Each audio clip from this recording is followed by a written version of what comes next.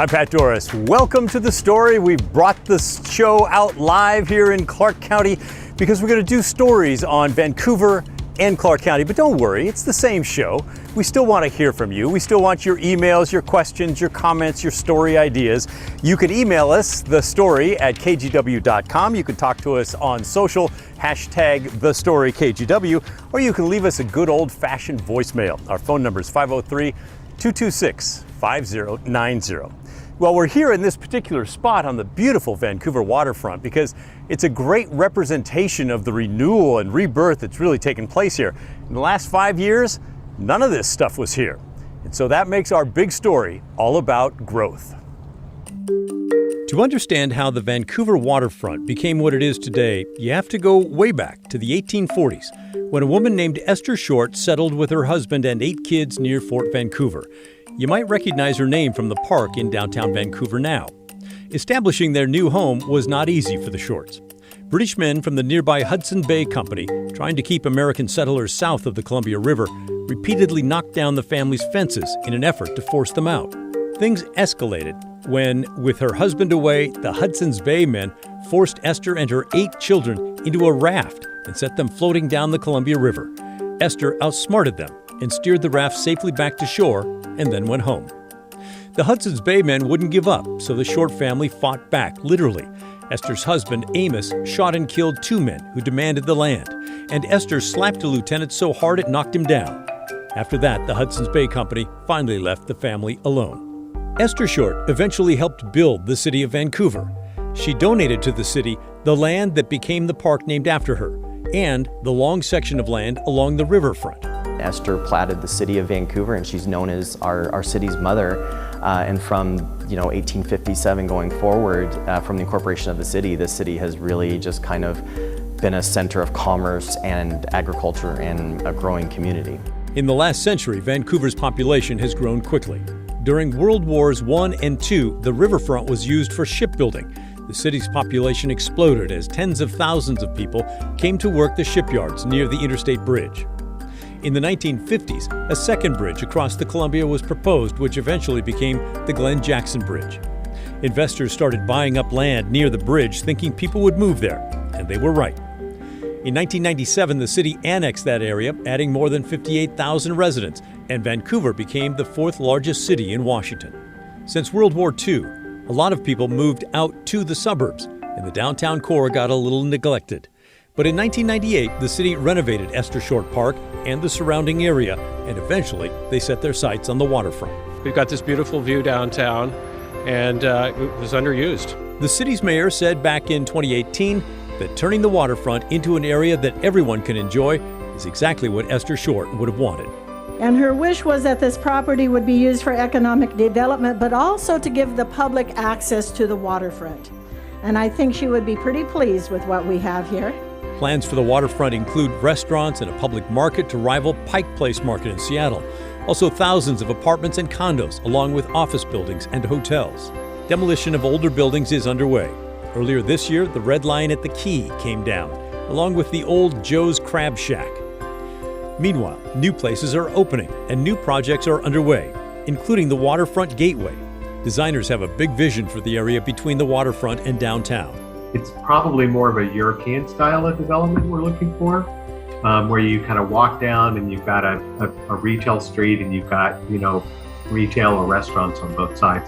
Artistic and historical details have been incorporated into all of the new developments, and designers hope people will come from all over to enjoy downtown Vancouver. There's no reason not to believe that Vancouver and Southwest Washington will continue to grow, both in the availability of jobs and economy. We've got lots of people that want to move to Southwest Washington, whether they're coming from the north or the south. It's amazing. It looks even better than we ever imagined it looking, and it's just fantastic. To see something like this come to Vancouver, it kind of compares us with the waterfront in Portland. I think this is a little better though. A little prejudice. Vancouver and Clark County are both on steep growth curves. Vancouver currently has about 195,000 people, and there's about 500,000 in the county. You know, these two areas used to be just bedroom communities for the greater Portland area, but not anymore. Now they stand on their own, and there's more people coming all the time. That's another part of our growth story in the big story.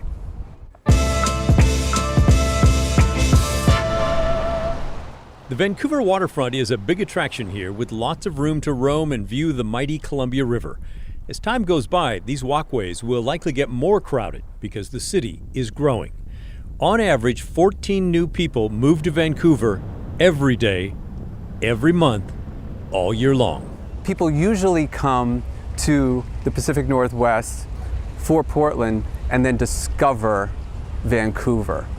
What we've seen is this major shift of Vancouver becoming its own destination. Giovanni Cafiso is a realtor who works in both Portland and Vancouver. What clients really like about Vancouver is the affordability. Things are generally less expensive here than they are in Portland. The second piece is the value. We see that you can get a lot more for your money here, more house, more land than you can in Oregon. According to Realtor.com, the median price for a home in Portland is $550,000, or about $388 per square foot. In Vancouver, the median price is $495,000, or $288 a square foot. Neither is cheap, but you can see why so many check out Vancouver homes. Well, it's quieter. It's quiet. Greg Cowan grew up in Northeast Portland. In 2016, he and his wife moved to Vancouver.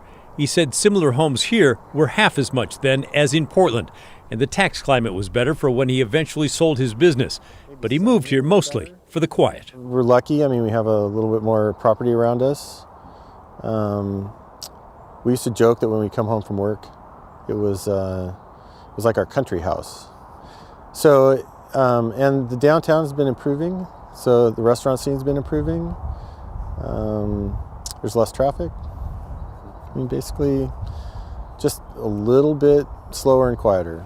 Another thing that's also slow, the commute in and out of Portland. 70,000 people a day make the drive from Vancouver to Portland to work. It's one of the many reasons there's a push on to build the new bridge across the Columbia River. And all those people moving to Vancouver are giving it some growing pains. Crime is up, homeless issues too. This yellow area, this is what's next? Probably growth. Clark County has a growth plan showing where the city of Vancouver will one day expand. It's there in the yellow. There are no timelines for when that would happen at the moment. Growth in Vancouver over the last 10 years has been robust. City planners are thinking about that. Vancouver has a welcoming attitude for developers and businesses and anyone else who wants to build here or move and live here. The city is growing. The next, I think, really important step is we're updating our comprehensive plan, and folks who are familiar with... Put a lot of people to sleep. Okay. Well, we're updating our growth plan. So where are we gonna see, we're growing quickly, 5,000 people move here a year. A lot of them are from Multnomah County, although they're coming from elsewhere as well, attracted to quality schools, maybe a more friendly tax structure. So we need to think about really carefully where are those folks gonna go? And how are they going to get around, where are they going to work, how are they going to access the things they need to prosper here. Some of the growth here is from people moving over from Portland to the Vancouver area to get away from some of the homeless issues and some of the crime, but still having jobs on the other side of the river, which is why they put up with the unbelievable commute. It took me 45 minutes just to come from Southwest Portland in this afternoon, about 3:30. So it's really something that they do struggle with. Recently I had a chance to talk with Vancouver's mayor about that. Ann McInerney Ogle was elected to the city council back in 2014 and became the first woman mayor in Vancouver when she was elected in 2018. Her background is in math and teaching. She taught in the Lake Oswego School District for 30 years. So yes, indeed, during much of that time, she commuted from Vancouver, which is why we started our discussion with the future of the I-5 bridge. Mayor, thank you so much for being here, being available, engineering this gorgeous day for us. Isn't this perfect? It's a awesome. wonderful day, Yeah. Absolutely. So let's talk about that bridge behind you. I know you have some distinct thoughts about what should happen with the I-5 bridge. Right. So both states have been working on this for over 7 years, and we're looking at that modified locally preferred alternative. The middle of July, 7 agencies will be voting on that LPA. I understand TriMet just passed the resolution, so that's one of the 8. But we're looking forward to replacing it, putting light rail in, bringing it over just to downtown Vancouver. It'll stop right there next to our beautiful library. But then we'll have the study of one auxiliary lane. We have a full bridge planned. So the IBR program knows that right now we just have 3 little lanes. We'll have shoulder, aux lane, doubling the size of that bridge and making it a full bridge. We're looking forward to it. And I read somewhere that there were concerns that at least one of the designs might interfere with the waterfront area here. No, I'm sure that is a concern, but the engineers have figured out how to thread that needle on our side of the river. We need to drop it into its same little slot between the National Park Service and our city.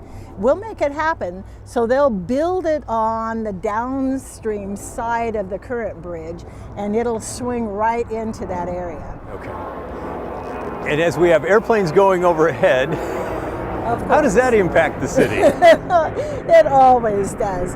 But that is part of the reason why a lot of people actually move into the Portland, or like we enjoy saying, the Vancouver metropolitan area, because it's 2 hours to the mountains, 2 hours to the beach, and it's close to PDX.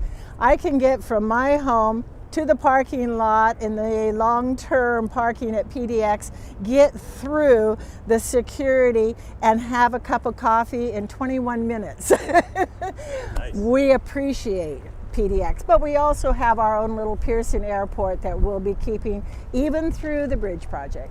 I think that was one of the best spins I've ever had on a comment like the noise from the airplane. That's right, but it's also, we know that we have the military that fly over, the sound of freedom, if you would. As we see them practice and they take off 2 and 4 at a time, they're loud and noisy, but it's also that security that we absolutely need, because they are not just for Oregon, they're for Washington and Seattle and everything else. Absolutely. All right, let's talk about the commute, because you yourself did that commute Yes. for 30 years as a school teacher in Lake Oswego. So I started teaching in Lake Oswego, married into Vancouver. 24 of those years were commuting across that bridge. And each fall had to add another 5 minutes to that morning commute, to the point that we were leaving at 6 in the morning to get to first period class. Wow. So I know that commute. In fact, never made it home on that first night when we were signing the papers to the House, a semi-jackknife in the middle of that northbound bridge.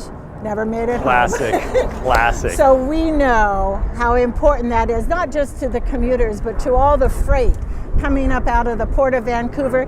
They need the reliability that they can get over that bridge in a timely manner. And everything from Portland comes north to Seattle. All right, but as far as the people that live here and commute to Portland, what is it about this community that makes it so special that people like you are willing to put up with that? Well, 70,000 people do that. Part of the reason, and it was the same reason for us, we couldn't afford our home in Portland. We had a little better affordability here in the Vancouver-Clark County area. Some people will come because we have no income tax. Some people will be coming over here because their jobs are over here. They might work over, or they might live in Portland and they commute in a reverse. And we're seeing more and more of that. But I think it's because we have good schools. We can live, work, and play here. We have Vancouver Symphony. Yay, how exciting. We have the parks, we have the trails, we have livability issues, very similar to Portland. It's just a little bit different, maybe a little bit calmer. We have about 1/4 of the population that Portland has. A lot of the same amenities, just a little quieter maybe. About 5,000 people a year move here. The mayor says it's currently the 2nd largest city in the greater metro area. We call it the greater Portland metro area. As you heard there, the mayor likes to call it the greater Vancouver metro area.